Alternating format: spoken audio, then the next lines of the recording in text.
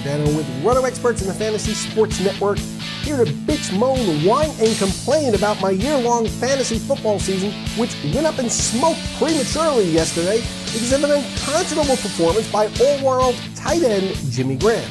Or Drew Brees. I'm not even sure who to blame, to be honest. Maybe my frustration should be directed at Saints offensive coordinator Pete Carmichael, or perhaps Sean Payton. Now, Brees completed more than 70% of his passes against the Pittsburgh Steelers Sunday, 19 of them to be exact, for 257 yards and 5 touchdowns. 5! And not one pass was thrown in the direction of Jimmy Graham. Nada, zilch, zippo, nothing! How does that happen? Did Graham have a night of ecstasy with Brees' wife, causing Drew to be pissed off and not throwing the ball? Did he have a one-off with Sean Payton's wife? Was he hurt and he didn't say? What the heck? Brees didn't even recognize him in the huddle. Now, in the 10 previous games Graham has played this season, he was targeted 87 times, hauling in 65 of them for 670 yards and 9 touchdowns. Sunday, when all I needed from this big palooka was one stinking reception, and for him to fall forward, he did nothing. If you watch the game, you can see that the Steelers were blanketing him with safeties and cornerbacks and linebackers trying to take him away as an option.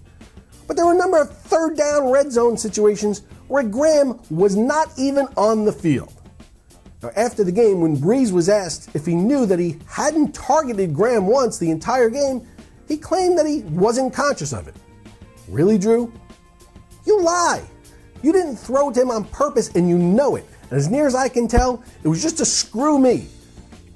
You know, I interviewed Brees out at the Super Bowl in Indianapolis a few years ago. And I don't know what I said, but things became a little standoffish, and I think he's still got a grudge. I think he was like, hey, Cardano's got Graham in his lineup this week. You know what? I'm not going to throw him the ball. You know, I sit here 7 days a week watching game film, parsing statistics, looking at matchups, and analyzing what metrics are relevant for any player in any given week so that I can present quality advice to you, the viewer. You know, I'd like to win too. Roto Experts have feelings. 4 league playoff games where I had Jimmy Graham in my lineups across the board, where I lost matchups by 6 points, 4, 3, and 1. One stinking point. You couldn't give me one stinking PPR point, Jimmy? Catch a screen pass, go in motion, catch a shovel pass, something, anything. I was in a charity league hosted by New York Mets third baseman David Wright, where I shared a team with fellow Roto Expert and SiriusXM host Adam Ronis. And we entered Sunday 4th out of 217 participants. We were better than more than 98% of the participating population. Bounced this week because of a big fat Jimmy Graham goose egg. So that's it.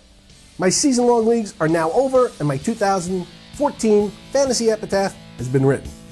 May I rest in peace, as my death certificate shall note that I was Jimmy Graham is the cause of death. But I'm a professional. I shall endure.